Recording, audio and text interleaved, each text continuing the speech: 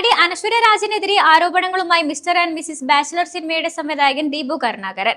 സിനിമയെ പ്രൊമോട്ട് ചെയ്യാനായി ഒരു പോസ്റ്റ് പോലും അനശ്വര സോഷ്യൽ മീഡിയയിൽ പങ്കുവച്ചില്ല എന്നാണ് സംവിധായകൻ ഒരു ഓൺലൈൻ മാധ്യമത്തോട് പറഞ്ഞത്. ഷൂട്ടിംഗിന്റെ സമയത്ത് തങ്ങളുമായി ഏറെ സഹകരിച്ച താരമാണ് അനശ്വര. എന്നാൽ ഇപ്പോൾ എന്ത് പറ്റിയെന്ന് അറിയില്ല എന്നാണ് സംവിധായകൻ പറയുന്നത്. ചിത്രത്തിലെ 4 പാട്ടുകൾ പുറത്തിറങ്ങിയിട്ടുണ്ട്. എന്നാൽ അനശ്വര ഒരു പാട്ട് പോലും സോഷ്യൽ മീഡിയയിൽ പങ്കുവച്ച് പ്രൊമോഷൻ നൽകിയിട്ടില്ല. പ്രൊമോഷൻ പരിപാടിക്കായി വിളിച്ചപ്പോൾ ഏതെങ്കിലും ഒരു ദിവസം നോക്കട്ടെ എന്നായിരുന്നു മറുപടി. അവരുടെ അമ്മയുമായും മാനേജറുമായും പലതവണ സംസാരിച്ചു. കാല് പിടിച്ച് പറയേണ്ട അവസ്ഥ പോലും വന്നു. ആ കുട്ടിയുടെ തീരുമാനമല്ലേ, തനിക്കൊന്നും പറയാൻ പറ്റില്ല എന്നാണ് മാനേജർ പറഞ്ഞത്. ഉടനെ ഇടുമെന്നല്ലാതെ ഒന്നും നടന്നില്ല. ചിത്രത്തിലെ നായകനായ ഇന്ദ്രജിത്ത് അവരോട് സംസാരിച്ചു.